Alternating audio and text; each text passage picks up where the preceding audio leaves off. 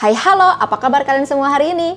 Balik lagi dengan saya, Lely Kustiarini. Guys, di sesi video kali ini masih tentang pejuang batu empedu, asam lambung, GERD, MAH, dan teman-temannya. Saya bukan seorang dokter ataupun seorang terapis, melainkan saya adalah mantan pejuang batu empedu yang hanya sharing-sharing tentang pengalaman pribadi. Sebelum kita mulai, kalian jangan lupa untuk like, komen, dan subscribe ya teman-teman. Follow juga Instagram saya, Lely Kustiarini, dan fanpage Facebook saya, Lely Kustiarini, supaya saya semakin semangat untuk membuat konten-konten berikutnya. Oke, nggak usah pakai lama, ini saya udah janjian sama seseorang yang mau sharing-sharing. Kalau kalian mau sharing-sharing juga bisa, nanti DM saya di Instagram saya, linknya ada di deskripsi ya.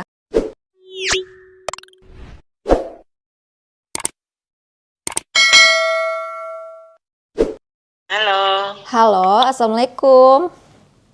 Waalaikumsalam, Mbak Lely, maaf ngerepotin nih. Iya, nggak apa-apa, nggak ngerepotin kok. Gimana nih, kalau boleh tahu dengan siapa? Boleh nggak perkenalkan diri? Aku izin sekalian ngerekam video ya, supaya yang lain juga termotivasi. Mungkin ada cerita yang sama, atau mungkin mereka ada pertanyaan-pertanyaan yang sama, kayak gitu. Oh iya, nggak apa-apa, Mbak Lely. Tapi suara Mbak Lely agak kecil ya? Saya Masa? kecil nggak? Enggak, besar kok di sini. Aku suaranya agak kecil ya? Iya, Oh, masa? saya kemarin lagi di kantor ini. Oh gitu, tapi masih bisa kedengeran kan suara saya? Bisa. Bisa. Oke. Ini loh Mbak, ini nama saya Dewi. Saya tinggal di Bandung. Oh, salam kenal. Salam kenal kembali Mbak Lely. Makasih banyak nih Mbak Lely udah mau mendengarkan curhatan aku mengenai penyakitku. Iya, sama-sama. Yang penting syaratnya harus tetap semangat ya. Nggak boleh pikiran, harus happy. Kalau boleh tahu, boleh cerita dong awal tahu gejalanya, awal sakitnya itu gimana? Boleh cerita dong? Awal-awal itu saya nggak tahu kalau saya punya batu empedu. Yang saya tahu, saya punya lambung. Karena sakitnya tuh tiba-tiba suka kayak gimana ya? Sakit di ulu hati sama ada tarikan di dada kanan. Sakit sekali itu suka terjadinya malam. Nah, tengah malam akhirnya saya nggak akan bisa tidur sampai pagi. Setelah saya berobat ke UGD, disuntik baru hilang. Sampai berapa kali itu saya masih nyangkanya lambung aja ya. Asam lambung. Lambung. Maksudnya asam Sampai lambung. berapa kali itu asam lambung naik, saya pikir. Saya minum lansoprazol. Terus lansoprazol berobat pun ke dokter ya, dokter selalu bilangnya iya lambung. Nah, pada bulan November kalau nggak salah ya, saya kemudian dari kantor ada pemeriksaan rikes keseluruhannya. Barulah ketahuan dari hasil rikes itu bahwa saya punya batu empedu dari hasil USG. Nah, sampai dokter tuh awalnya nyaranin saya harus operasi, tapi saya memang nggak mau. Saya nggak mau dioperasi, saya kayaknya nggak siap untuk operasi. Sampai akhirnya saya berobat aja. Alternatif saya pernah juga nyoba arang aktif. Untuk ukuran batu empedunya berapa? Waktu itu berapa ya? 9 mm. Diameternya 0,58 kalau nggak salah. Saya menahan sakit, akhirnya saya berobat aja dengan minum lansoprazol aja, sama minum arang aktif, sama jus apel. Nah, setelah itu 1 minggu memang katanya harus dikuras, tapi saya nggak bisa minum garam Inggrisnya karena saya takutnya ke lambung, jadi saya nggak minum ke garam Inggrisnya. Jadi cuman ngejus apel aja setiap hari ya? Iya. Nah, udah berhenti. Nah, kemarin tuh sebenarnya udah nyaman. Saya sampai berapa bulan tuh udah nyaman ya setelah minum jus apel itu, dan saya memang berusaha mengurangi yang minyak dan menghindari lemak-lemak ya gitu. Terus saya tiba-tiba kemarin itu kerasa lagi. Nah, berobat lagi lah saya di USG, ternyata dokter bilang tuh sudah membentuk si batu empedu itu sudah membentuk apa ya? Udah mengeras lah katanya. Sudah membentuk apa Mbak namanya Mbak? Ini kolensit apa ya? Kayak kalsium gitu kah? Yang keras itu? Iya pokoknya mengeras katanya gitu. Jadi ini harus kalau memang nggak mau dioperasi, saya harus 3 bulan untuk pengobatan minum Urdaflak. Oh, berarti untuk yang USG pertama itu belum dikasih obat dari dokter? Belum. Ternyata nggak tahu hanya perasaan saya karena merasa salah takut saya karena saya memang terus terang saya udah usia ya. Saya udah 54 tahun. Aku manggilnya ibu apa mbak ya? Atau kakak ya? Apa aja deh, ibu apa juga aja? boleh. Oh, boleh. Memang saya udah 54 tahun. Nah, baru 2 kali saya minum, kok saya mual-mual. Apakah memang seperti itu kalau kita udah minum Urdaflak? Oke, kalau yang Urdaflak ya, itu yang aku rasain waktu itu sih nggak ngerasain kayak mual-mual apa gimana sih, enggak kalau dari obatnya ya, entah itu efeknya memang dari batu empedunya atau bukan juga nggak tahu, tapi pada saat itu kalau memang masih ada batu empedu ya memang wajar kalau kita masih mual-mual, apalagi masih salah makan, kayak gitu sih. Tapi aku nggak tahu kalau itu efeknya dari obat itu. Kayaknya sih kalau yang signifikannya aku nggak ngerasain kalau dari obat itu. Biasa aja sih. Yang selama ini saya rasain, saya jarang merasakan mual sebenarnya. Cuman yang sering saya rasakan tuh kadang membengkak, mengeras di daerah bawah susu ya, di tengah-tengah dada itu ada tekanan. Kadang jadi membuat nafas saya tuh rada pendek. Itu aja godaan saya untuk saat ini ya. Sama ya bawaan berdebar-berdebar, dada berdebar gitu. Itu udah pernah nanya dokter belum? Baru saya rasain setelah saya vaksin. Oh, jadi belum nanya ke dokter ya? Halo? Halo? Iya, halo? Dengar suaraku? Jaringannya kurang bagus ya kayaknya. Halo? Halo? Iya, halo? Jaringannya kayaknya kurang bagus ya? Ini terputus ya Mbak?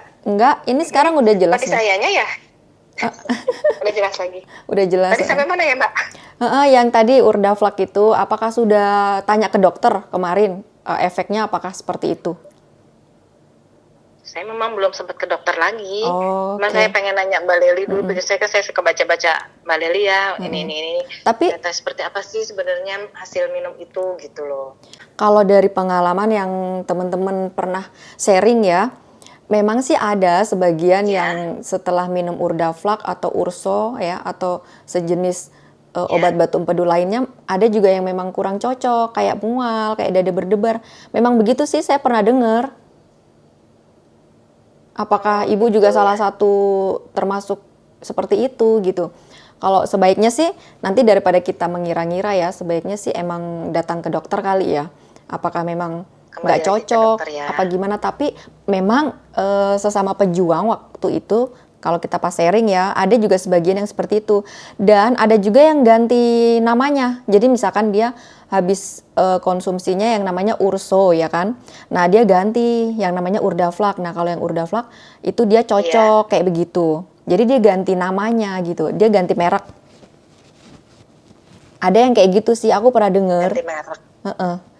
Tapi kan intinya sama, itu tuh untuk batu empedu. Jadi kan kalau obat batu empedu tuh kan yang aku tahu ya, kayak Estasor, kayak Urdaflak, terus kayak Urso, kayak gitu. Lebih bagus sih nanya ke dokter ya kali ya, soalnya kan ini agak sensitif kan. Nah sebaiknya sih tanya ke dokter, apakah memang nggak cocok untuk diri aku kayak gitu. Memang sih dokter yang terakhir ngasih itu ya, resep Urdaflak, saya harus minum 3 bulan ini nggak boleh berhenti. Jus jambu sehari 2 kali, jus apel sama pepaya, dan 1 minggu sekali harus dikuras. Nah itu yang saya belum berani menjalanin juga kayak dikuras. Yang kuras itu yang kayak gimana? Yang minum garam Inggris itu ya? Jadi saya suruh minum obat seperti apa ya, yang untuk obat yang untuk biar BAB, biar mules, mules, biar keluar, terus sama yang dimasukin. Seperti itu ya? Maksudnya ngurasnya itu suruh BAB-nya dibanyakin gitu ya, maksudnya minum sesuatu gitu ya? Itu dokter yang nyuruh ya? Iya. Oh ya Bu, aku Cuman mau kemarin karena saya nggak berani gitu, saya beli chia seed. Nah, itu ada pengaruh nggak sama chia seed ya? chia seed kayaknya bagus deh emang untuk kesehatan. Iya ya, untuk memang sih setelah saya minum chia seed, saya agak sering jadinya gitu. Tadinya kan memang saya berapa hari sekali baru ke air kan untuk setoran lah gitu. Tapi setelah minum chia seed memang saya agak sering. Tapi kesini-sini kenapa jadi asa sering mulesnya ya gitu? Tapi emang Nggak bagus. apa-apa kayaknya ya Mbak ya? Iya nggak apa-apa, tapi emang bagus sih kita harus BAB setiap hari. Emang dulu juga waktu saya terapi, itu memang saya perhatikan untuk BAB-nya harus setiap hari. Iya ya, biar nggak mengganggu ya Mbak. Iya, jadi itu kan memang kayak kotoran-kotoran gitu kan. Memang kita harus setiap hari dan metabolisme tubuh kita tuh memang harus bagus. Salah satunya kan ya BAB setiap hari kayak gitu. Kadang-kadang juga ini sih nggak setiap hari. Cuman ya kalau sudah nggak setiap hari aku juga pusing gitu kadang-kadang. Berusaha. Ya minum air hangat kayak gitu sih. Aku lebih ke kayak Iya, makan buah, minum air hangat, minum cuka apel. Minum cuka apel aja sampai sekarang aku masih minum. Nah kalau cuka apel itu ke lambung pengaruh nggak ya Mbak? Saya belum berani nyoba tuh sebenarnya. Kalau saya pribadi ya, kalau misalkan saya lagi kumat tuh kayak asam lambung naik, kayak perutnya senep ya, kayak perutnya begah, itu saya minum cuka apel dalam keadaan perut kosong dan cuka apelnya pakai air hangat ya, itu malah hilang loh Bu. Langsung itu malah reda malahan kalau di saya pribadi loh. Dan saya pernah nyari searching juga kan di Google, untuk cuka apel itu bagus untuk tubuh dan ketika masuk di dalam tubuh itu dia tidak menjadi asam tetapi dia menjadi basa di dalam tubuh. Menjadi basah. Sehingga Jadi kebalikannya ya. betul. Sehingga tubuh kita kan kalau misalkan basa kan tubuh kita tuh sehat kan. Metabolismenya tubuh kan bagus. Tetapi kalau tubuh kita asam itu tuh justru penyakit yang gampang masuk, yang gampang lesu, lelah kayak gitu. Itu karena tubuh kita itu kadarnya tuh asam gitu kan ibaratnya. Nah tapi Saya kalau mau coba kalau gitu. oh iya Bu, aku tadi mau tanya, cuman lupa aku mau nanya. Yang tadi Ibu kan sempat nyobain arang aktif nih. Nah, sama tadi apa ya selain arang aktif? Ngejus setiap hari ya, ngejus apel. Aktif, saya sama minum jus apel. Nah, jus itu apel diminum. Waktu itu memang saya gimana? Diminumnya gimana tuh jeda waktunya, terus yang arang aktifnya tuh cara minumnya gimana, terus apa reaksinya yang Ibu rasakan, terus udah berapa lama konsumsinya, bisa nggak tolong diceritakan? Minum arang aktif itu memang saya cuman 14 hari ya kalau nggak salah 14 hari. Waktu itu minumnya pagi bangun tidur, saya minum 1 gelas. Nah, selang 2 jam ya, atau 3 jam gitu, 2 jam 3 jam baru saya minum jus apel. Waktu itu saya memang belum punya juicer yang untuk pemisah itu, jadi saya parut sendiri. Saya ambil airnya. Itu 1 hari 1 kilo. 1 kilo itu untuk 3 kali minum. Oke. Pagi sebelum makan, terus siang, sama malam. Oke. Berapa lama kalau yang terapi jus apelnya? Jus apelnya 7 hari. Oh, kurang lebih sama ya 7 hari. dengan arang aktif. Ya, 7 hari. Dan di hari terakhir itu saya harus puasa. Oke. Puasa, tidak makanan yang berat, tapi minum boleh. Minum tidak makanan yang berat, minum. Dan tidak, jus apelnya sudah berhenti. Dan malam harinya itu saya harus minum sebenarnya garam Inggris, tapi saya nggak sanggup, jadi saya ganti waktu itu sama pepaya yang muda, pepaya yang mengkal, diparut, diminum airnya bareng sama minyak zaitun. Apa ya Mbak? Minyak apa Mbak? Saya lupa. Minyak zaitun. Minyak yang minyak zaitun. Yang mahal itu Mbak. Iya, minyak zaitun. Nah, iya, minyak zaitun diminum 1 gelas minyak zaitun bareng sama dan air pepaya, perasan pepaya muda mengkal itu. Besok paginya memang saya mengeluarkan, tapi saya lupa, saya tidak apa sih kata orang disuruh saya nggak sanggup. Untuk ngeliat-liat ya. Nah, dari situ memang saya agak enak, cuman ya mungkin karena sayanya gimana ya nggak rutin kali ya atau gimana. karena saya kan memang terbenturnya karena saya kerja. Kadang saya di kantor juga kan nggak bisa harus menentukan waktu-waktu yang gini-gini karena kerjaan saya gitu loh. Jadi saya berhenti, belum saya coba-coba lagi sampai sekarang. Sekarang saya pengen nanya yang Mbak Leli pengen sharing saya yang Mbak Leli. Mbak Leli dulu bisa sembuh totalnya seperti apa? Kalau boleh saya tahu. Aku sembuh totalnya tuh ceritanya sebenarnya panjang banget, kan kurang lebih 1 tahun. Dan 1 tahun itu proses perjalanan saya tuh nggak mulus, nggak lurus-lurus gitu loh ibaratnya. Jadi sempet nyoba yang ini, sempet nyoba yang itu. Kalau mau diceritakan di sini sih panjang banget sih. bisa setengah jam lebih. Bisa makan waktu berapa jam ya? Ada tuh aku buat videonya, video yang pertama. Ada kok di playlist di situ. Kalau nggak salah aku pakai baju hitam dan thumbnailnya juga hitam. Di situ aku ceritain semua dari awal. Di YouTube ya? Nah, nanti kalau misalkan udah lihat video aku yang itu kan, yang aku ceritain full, ya kan? Nah, misalkan ada yang kurang dimengerti, nah di situ baru nanyain, nggak apa-apa. Jadi udah tahu sejarahnya gitu loh. Jadi kan enak mau nanyanya. Lihatnya di YouTube itu ya? Di playlist, ada kok di playlist. Tahu nggak di playlist? Biasanya lihat nggak di playlist? Oke deh. Oke deh, makasih banyak ya Mbak Leli ya. Tetap semangat Ibu, pokoknya tetap semangat, jangan pikiran. Terus apa? Itu kan tadi ukurannya nggak ada 1 sentimeter kan ibaratnya. Nggak ada 1 sentimeter nggak ada. Dan juga ini kan nggak sering ngeluh-ngeluh kan, nggak ada keluhan gitu kan ibaratnya. Ya, cuman memang ada gangguan aja sih, memang nggak rutin, cuman tidak seperti dulu gitu. Ruang gerak saya memang terbatas sekarang. Kalau dulu kan memang saya hobi olahraga voli atau apa.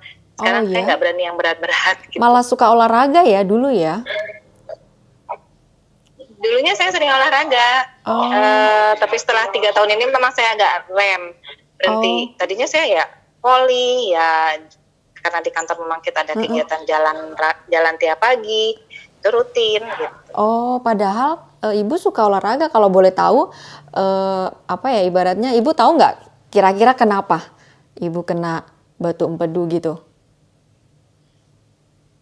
Nah, saya juga sempat kaget Mbak Leli, kenapa ya saya kok ada gitu. Apa karena memang porsi dari makan saya ya? Karena memang kan saya... Halo?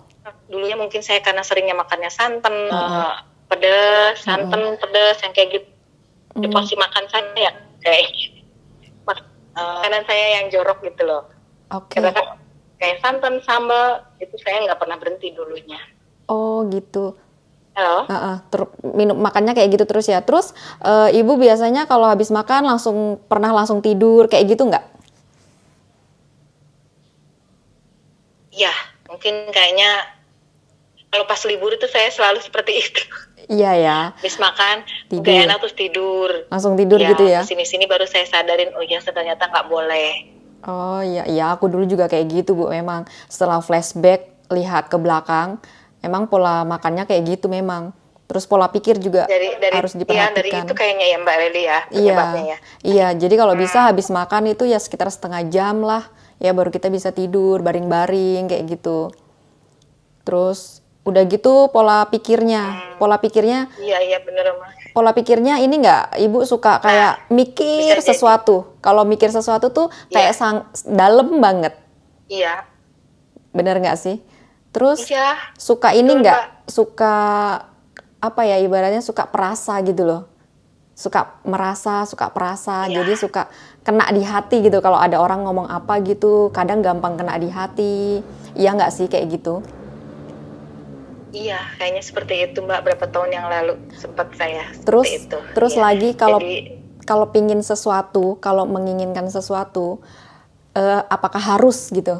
Harus bisa dapet, harus dimiliki, harus berhasil. Iya nggak sih? Nggak dipungkirin, betul. Kalau bisa semua itu dirubah sih. Aku juga baru sadar setelah tahu sakit ini. Itu kali ya Mbak ya. Jadi dari hati ya. Iya betul, hati itu harus dijaga, harus rileks, harus ikhlas. Jangan ada dongkol, jangan ada jengkel, dendam apalagi. Itu yang di bagian tulang punggung bagian belakang tuh sakit nggak? Suka. suka sakit. Jadi linu kayak berat gitu, kayak pegel, terus kayak ada tekanan apa gitu. Nah nanti larinya tuh kalau itu udah sakit, larinya ke napas rada pendek. Oh, kayak agak berat gitu ya? Seperti itu ya? Iya, agak berat. Iya, emang sih itu ciri-ciri gejala ada batu empedu memang begitu. Saya juga sering bilang jaga 3P. 3P itu kan pola pikir, pola makan, pola hidup. Jadi pola pikir itu kurang lebih kayak yang tadi. Pola hidup itu ya seperti kayak tidur, ya kan, waktu tidur, waktu istirahat itu juga harus cukup. Nah, terus kalau pola makan tuh yang seperti tadi tuh, setelah makan jangan langsung tidur, terus makan tepat waktu. Makan juga jangan langsung banyak gitu. Makannya standar aja, berhentilah sebelum kenyang. Terus makanlah sebelum lapar. Hampir setahun ini saya berusaha seperti itu, emang saya usahakan. Ya kalau gitu kita udahin dulu aja ya Mbak ya. Iya, oke deh Bu, jangan sungkan kalau mau nanya-nanya. Tapi maaf kalau saya slow respon dibalasnya ya. Iya. Nanti pasti dibalas kalau udah sempet karena dibuka. Mbak juga punya kesibukan ya. Siap-siap Mbak. Kasih banyak ya Mbak ya. Iya Bu, sehat-sehat selalu. Aku. Dan iya, terima kasih masukannya. Assalamualaikum. Waalaikumsalam. Oke guys, sekian dulu video kali ini. Semoga bermanfaat untuk kalian. Tetap semangat bagi kalian yang masih berjuang tanpa operasi. Percayalah, takdir Allah itu baik. Kalau kalian memang bisa sembuh tanpa operasi, alhamdulillah. Jika memang harus operasi, tetap semangat dan itu adalah jalan terbaik. Terima kasih buat kalian yang sudah menonton video ini sampai habis. Saya doakan sehat selalu, bahagia selalu, banyak rezekinya, umur panjang, dan akhir kata, bye. Sampai jumpa di next video.